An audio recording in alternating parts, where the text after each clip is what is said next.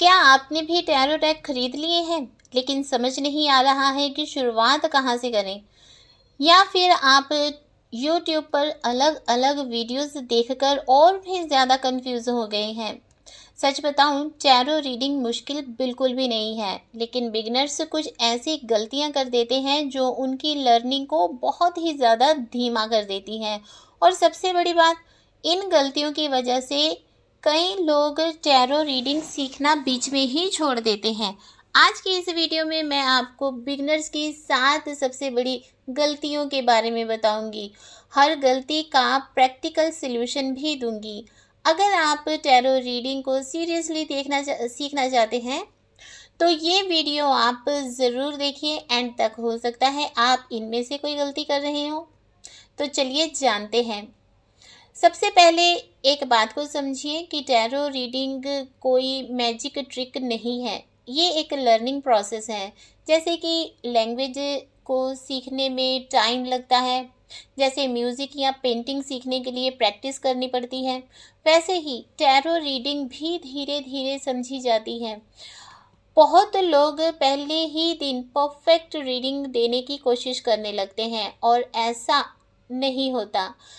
तो वो सोचते हैं कि शायद टैरो उनके लिए है ही नहीं।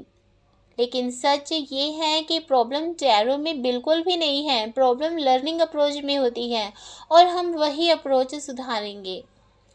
बिगनर्स की पहली और सबसे कॉमन गलती, 1 या 2 दिन में ही एक्सपर्ट बनने की कोशिश करना। कई लोग एक डेक खरीदते हैं, 2-3 वीडियोस देखते हैं और फिर तुरंत दूसरों की रीडिंग करना शुरू कर देते हैं।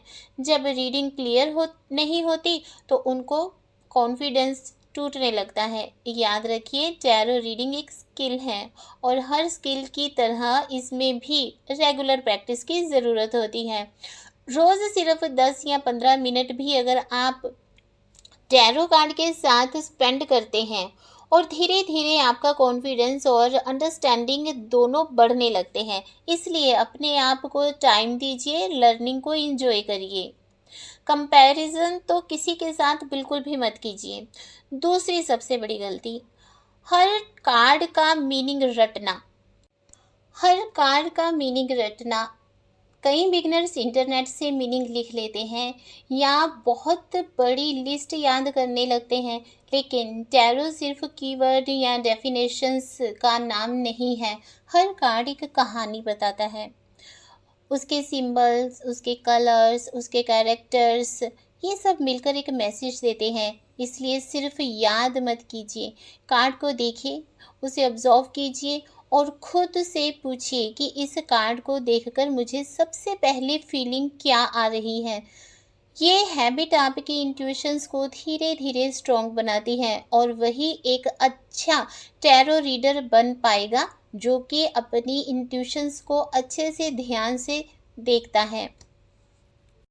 तीसरी सबसे बड़ी गलती कि एक साथ बहुत सारे टैरो डेक खरीद लेना। मार्केट में हज़ारों ब्यूटीफुल टैरो डेक अवेलेबल हैं। हर डेक अट्रैक्टिव लगता है, लेकिन बिगिनर्स के लिए ये कन्फ्यूज़न क्रिएट कर सकता है। मेरी सलाह है कि शुरुआत में एक ट्रस्टेड डेक ही आप खरीदिए। जैसे राइट राइडर बहुत ही ट्रस्टेड है, उसके इमेजेस बहुत क्लियर हैं, लर्निंग सोर्सेज भी आसानी से मिल जाता है। जब एक डेक के साथ आप कंफर्टेबल फील करें तब आप धीरे धीरे दूसरे डेक भी खरीद सकते हैं। क्वालिटी ऑफ प्रैक्टिस हमेशा क्वांटिटी से ज़्यादा इम्पोर्टेंट होती है। अब मैं आपसे एक सवाल पूछना चाहती हूँ, बहुत छोटा सा सवाल है। अगर एक डॉक्टर सिर्फ बुक पढ़कर ऑपरेशन करने लगे या एक म्यूजिशियन बिना प्रैक्टिस के ही स्टेज पर परफॉर्म करने लगे, तो क्या वो सक्सेसफुल हो पाएगा? बिल्कुल भी नहीं। टैरो रीडिंग भी इसी तरह है, नॉलेज और प्रैक्टिस दोनों साथ चलती हैं। इसलिए अगर आज आप बिगिनर हैं तो इस बात से बिल्कुल परेशान मत होइए। हर एक्सपीरियंस्ड टैरो रीडर कभी ना कभी बिगिनर ही था। फ़र्क सिर्फ इतना है कि उसने प्रैक्टिस नहीं छोड़ी। अब तक हमने 3 बड़ी मिस्टेक समझ ली हैं, लेकिन आगे जो मिस्टेक आने वाली है वो और भी ज़्यादा इम्पोर्टेंट है। इन्हीं गलतियों की वजह से बहुत से लोग टैरो को गलत तरीके से समझने लगते हैं और कभी अपनी इंट्यूशन डेवलप ही नहीं कर पाते। इसलिए वीडियो को कंटिन्यू देखिए, क्योंकि गलती मिस्टेक आपकी पूरी टैरो लर्निंग जर्नी को बदल सकती है। ये जो अब मैं आपको गलती बताने जा रही हूँ, इसको ज़रूर नोट कीजिए। अब बात करते हैं चौथी और बहुत ही इम्पोर्टेंट गलती की। बहुत से बिगनर टैरो से ऐसा सवाल पूछ लेते हैं जिसका जवाब सिर्फ हाँ या ना में चाहते हैं। जैसे, क्या मुझे जॉब मिलेगी? क्या मेरी शादी इसी साल होगी? क्या सब कुछ ठीक हो जाएगा? ऐसे सवाल से अक्सर बहुत लिमिटेड गाइडेंस मिल पाती है, लेकिन बजाय इसके अपने सवाल को थोड़ा और मीनिंगफुल बनाइए। जैसे कि इस सिचुएशन में मुझे किस बात पर ध्यान देना चाहिए? मैं अपने करियर को बेहतर बनाने के लिए क्या कर सकता हूँ या क्या कर सकती हूँ? इस चैलेंज से मुझे क्या सीखने की ज़रूरत है? देखिए, टैरो का असली उद्देश्य सिर्फ फ्यूचर बताना नहीं है।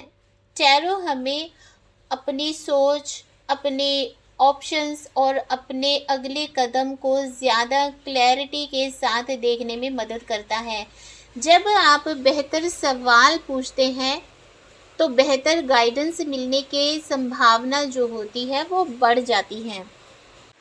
सिर्फ वीडियो देखना और प्रैक्टिस ना करना, ये गलती बहुत ही कॉमन है। लोग कई कोर्सेज देख लेते हैं, बहुत सारी रील्स सेव कर लेते हैं, बहुत सारे नोट्स बना लेते हैं, लेकिन कार्ड्स हाथ में लेकर प्रैक्टिस ही नहीं करते। और बिना प्रैक्टिस के कॉन्फिडेंस कभी भी नहीं आता। मैं आपको एक सिंपल रूटीन बताती हूँ। रोज़ सिर्फ एक कार्ड निकालिए, उस कार्ड को ध्यान से देखिए, उसके कलर, सिंबल, एक्सपीरियंस ऑब्जर्व कीजिए। फिर एक नोटबुक या टैरो जर्नल में लिखिए, आज इस कार्ड ने मुझे ये मैसेज दिया। ठीक है। 1 महीने बाद जब आप अपनी जर्नल बुक या अपनी नोटबुक अगर आप खोलेंगे और उसे पढ़ेंगे तो आपको खुद ही अपनी प्रोग्रेस नज़र आएगी। याद रखिए, कंसिस्टेंसी परफेक्शन से ज़्यादा पावरफुल होती है। अगली सबसे बड़ी गलती, बहुत से लोग नोटबुक बना लेते हैं, नोट्स लिख लेते हैं, बहुत ही सुंदर नोट्स बना लेते हैं, गाइड बुक ले लेते हैं, लेकिन गाइड बुक पर या नोटबुक पर पूरी तरह से डिपेंड हो जाना ये भी गलत है। लेकिन सिर्फ वही सब कुछ नहीं है। मान लीजिए आपने एक कार्ड देखा, बुक एक मीनिंग बता रही है, लेकिन उस मोमेंट पर उस कार्ड को देखकर आपके एक अलग ही फीलिंग आपके मन में आ रही है।